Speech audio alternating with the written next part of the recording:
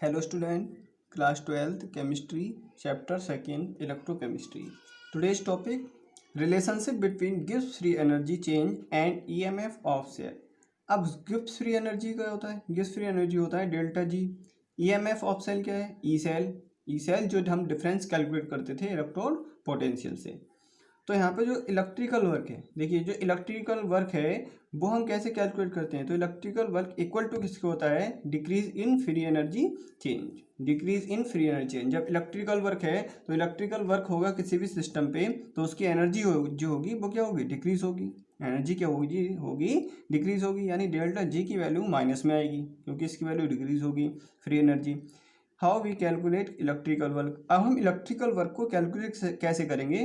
तो charge on 1 mole of electron. 1 mole of electron जो होता है उस पर हम चार्ज को कैसे कैलकुलेट करते हैं? तो 1 mole of electron Na into E होता है, यानी Na क्या है यहाँ पे? एवोगैड्रो नंबर, और ई क्या है? Charge on electron. तो एवोगैड्रो जो नंबर है उसकी वैल्यू फिक्स होती है। एवोगैड्रो नंबर की वैल्यू कितनी होती है? 6.022 10 की पावर +23, ये वैल्यू किसकी होती है? एवोगैड्रो नंबर की। और charge of 1 mole of electron, electron पे चार्ज कितना होता है? 1.6 10 की पावर -19 कूलम। ये हो गया चार्ज। तो हम इससे charge on 1 mole of electron कितना आ गया? 96500 कूलम। ये क्या आ गया? Charge of 1 mole of electron. तो हमने अगर इसको कैलकुलेट किया तो 96500 कूलम आ गया, जो किसके इक्वल होता है? 1 फेराडे।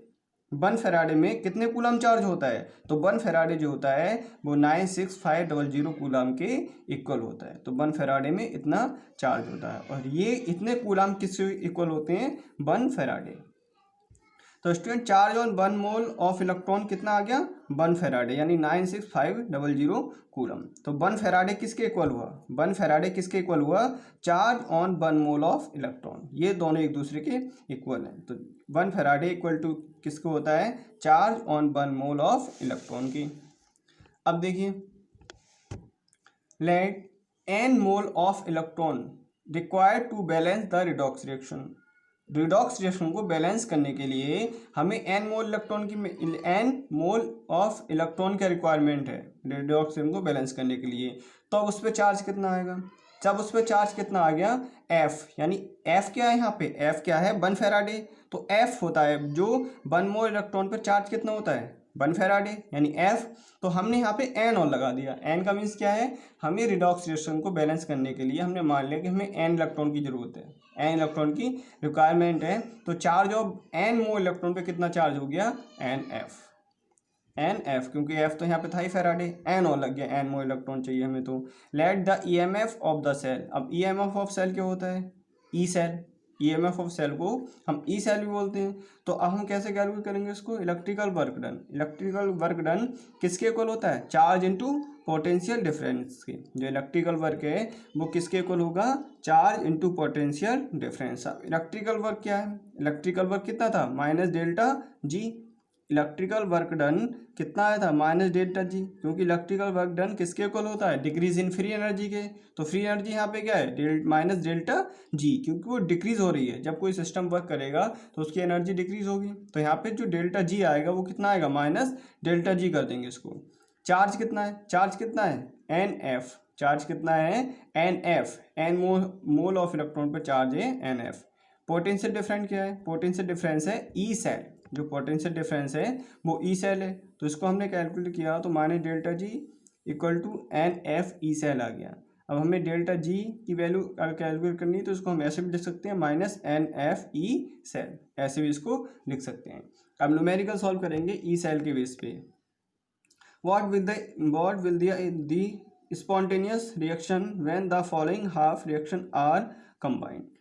अब इसमें 2 हाफ सेल रिएक्शन दिए हैं, 2 हाफ सेल रिएक्शन दिए हैं। इसको हमें ई सेल की वैल्यू इससे कैलकुलेट करनी है। तो फर्स्ट हाफ सेल क्या है? Fe3 positive electron. तो इसने 1 इलेक्ट्रॉन को गेन करके किसमें चेंज हो गया? ये Fe2 पॉजिटिव में। तो इसके लिए ई स्टैंडर्ड इलेक्ट्रॉन पोटेंशियल की वैल्यू कितनी है? +0.77 वोल्ट। सेकंड जो हाफ सेल है उसके लिए कितनी वैल्यू है? +1.49।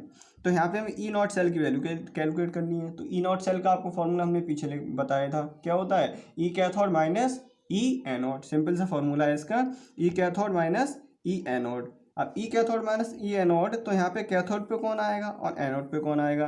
तो अभी हमने इलेक्ट्रोकेमिकल सीरीज में डिस्कस किया था कि कैथोड पे क्या होता है, रिडक्शन, एनोड पे क्या होता है, ऑक्सीडेशन।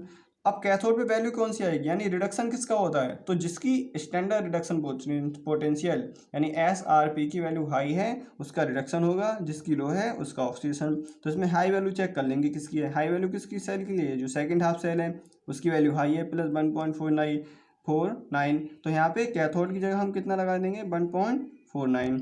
एनोड की जगह कितना आएगा, एनोड पे होता है ऑक्सीडेशन, ऑक्सीडेशन किसका होता है, जिसकी SRP वैल्यू लो हो, तो लो वैल्यू ये आ जाएगी 0.77। तो यहाँ पे ई सेल कितना आ गया प्लस 0.72 वोल्ट। इससे हमने ई सेल कैलकुलेट कर लिया। तो इसे स्टूडेंट ई सेल कैलकुलेट करते हैं, सिंपल सा फार्मूला होता है इसका, E cathode minus anode. Next, in a simple electrochemical cell which is in the standard state the cell half cell reaction with their appropriate reduction potential. What is the cell reaction, इसके लिए हमें cell reaction को लिखना है जो 2 half cell दिए हैं, और EMF ऑफ सेल भी कैलकुलेट करना है। तो देखिए हम इसको सेल को कैसे रिप्रेजेंट करेंगे, सेल को हम कैसे लिखेंगे। तो यहाँ पे आप चेक करें, देखिए PV2 पॉजिटिव है, इसने 2 इलेक्ट्रॉन को गेन किया तो PV में चेंज हो गया लेड में। यहाँ पे जो सिल्वर है, सिल्वर 1 प्लस चार्ज है, इसकी वजह से प्लस चार्ज 1 है, तो सिल्वर प्लस चार्ज है, ये 1 इलेक्ट्रॉन को गेन करके इसमें चेंज हो गया, सिल्वर में चेंज हो गया।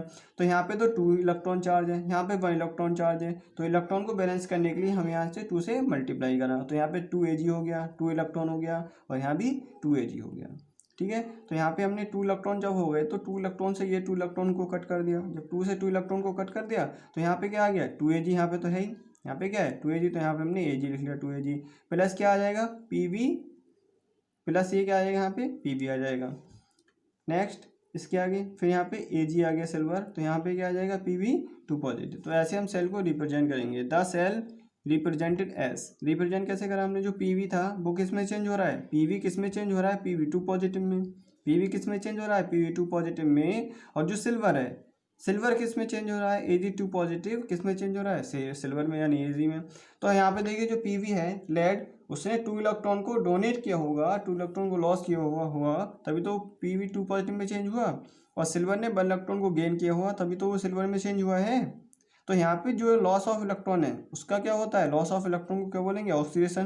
तो यहाँ पे जो लेड है उसका क्या होगा ऑक्सीडेशन होगा, और जो सिल्वर है, सिल्वर ने 1 इलेक्ट्रॉन को गेन करके सिल्वर में चेंज हुआ है, तो यहाँ पे 1 इलेक्ट्रॉन को उसने गेन किया है, तो गेन ऑफ इलेक्ट्रॉन क्या होता है रिडक्शन। तो सिल्वर का क्या होगा रिडक्शन, लेड का क्या होगा ऑक्सीडेशन। वैसे भी देखिए अब यहाँ पे हमें ई सेल कैलकुलेट करना है, तो ई सेल होता है ई कैथोड माइनस ई एनोड। अब कैथोड पे कौन सी वैल्यू आएगी, कैथोड पे कौन सी वैल्यू आती है, कैथोड पे होता है रिडक्शन, और रिडक्शन की वैल्यू कैसी आती है, जो हाई SRP वैल्यू जिसकी आई हो उसका रिडक्शन होगा। तो हाई वैल्यू की कौन सी है इसमें प्लस 0.80, तो यहाँ पर आ जाए कैथोड पे। माइनस एनोड, एनोड पे क्या होता है ऑक्सीडेशन, ऑक्सीडेशन में क्या होता है जिसकी वैल्यू लो हो उसका ऑक्सीडेशन। तो लो वैल्यू किसकी है इसमें, लो वैल्यू किसकी है एनोड पे, लो वैल्यू है लेड की, तो यहाँ पे एनोड की जगह ये वैल्यू आ जाएगी। तो यहाँ पे हमने ई सेल को कैलकुलेट किया तो 0.98 वोल्ट आ गया। Next question, calculate the standard reduction potential of silver electrode when the cell potential of the cell. हमें इसमें जो सिल्वर का हाफ सेल है, जो सिल्वर का हाफ सेल है उसके लिए इलेक्ट्रोड पोटेंशियल की वैल्यू को कैलकुलेट करना है, और जो कंप्लीट सेल है, जो हमारा कंप्लीट सेल है उसकी वैल्यू कितनी है 0.46 वोल्ट, उसकी वैल्यू कितनी है 0.46 वोल्ट सेल पोटेंशियल की वैल्यू गिवन है। और जो कॉपर का हाफ सेल है उसकी वैल्यू भी गिवन है 0.34, उसकी वैल्यू गिवन है। अब हमें यहाँ से जो सिल्वर का हाफ सेल था, सिल्वर के हाफ सेल की स्टैंडर्ड रिडक्शन पोटेंशियल की वैल्यू को कैलकुलेट करना है। इसको ई सेल की वैल्यू गिवन है क्वेश्चन में 0.46, कॉपर का हाफ सेल जो है उसकी वैल्यू गिवन है, तो फार्मूला लगा देंगे हम E cell equal to E cathode minus E anode, ये फार्मूला लगा देंगे। तो E cell E naught cell जो है उसकी वैल्यू कितनी है 0.46, जो सिल्वर का इलेक्ट्रोड है उसकी वैल्यू हमें कैलकुलेट करनी है, कॉपर का इलेक्ट्रोड है उसकी वैल्यू गिवन है 0.34, तो यहाँ से हम इसको कैलकुलेट कर लेंगे। तो यहाँ पे क्या आ गया 0.46, यहाँ पे ये माइनस 0 प्लस में चेंज हो जाएगा, तो यहाँ पे क्या आ जाएगा 0.34। तो जो सिल्वर का इलेक्ट्रोड है उसकी वैल्यू कितनी आ गई 0.80, कितनी वैल्यू हो गई 0.80, तो हमने इसको ऐसे कैलकुलेट कर लिया। ऐसे next question, calculate delta G for the reaction. हमें डेल्टा जी यानी गिब्स फ्री एनर्जी को कैलकुलेट करना है इस सेल के लिए। तो यहाँ पे M G plus Cu2 positive, Mg2 positive और कॉपर। तो इसके लिए ई सेल की जो वैल्यू है वो भी गिवन है, 1 फैराडे की वैल्यू गिवन है, नहीं गिवन हो तो आपको पता ही है 96500 इक्वल टू किसको होता है 1 फैराडे के। तो हम यहाँ से डेल्टा जी को कैलकुलेट करेंगे तो इसका फॉर्मूला क्या हमने निकाला था, -NFE सेल। तो एन कितना है, एन कितना हो जाएगा 2। अब 2 कहाँ से आया एन, एन की जगह हमने 2 कहाँ से लिखा, क्योंकि हमें इस रिएक्शन को बैलेंस करने के लिए 2 इलेक्ट्रॉन चाहिए, क्योंकि यहाँ पे 2 है, कॉपर के कितने पॉजिटिव चार्ज है 2, Mg पे कितना पॉजिटिव चार्ज है 2, तो हमें यहाँ पे +2 इलेक्ट्रॉन चाहिए इस रिडॉक्स रिएक्शन को बैलेंस करने के लिए। तो number of mole electron balance redox reaction कितना आ गया 2। एफ कितना है 96500, ई नॉट सेल कितना है 2.71। तो हमने इसको कैलकुलेट करा फ्री एनर्जी को, तो कितना आ गया -523.030 किलो जूल पर मोल। तो ऐसे कैलकुलेट करते हैं ई सेल को और ई नॉट सेल को और डेल्टा जी को। Very important numerical student, thank you.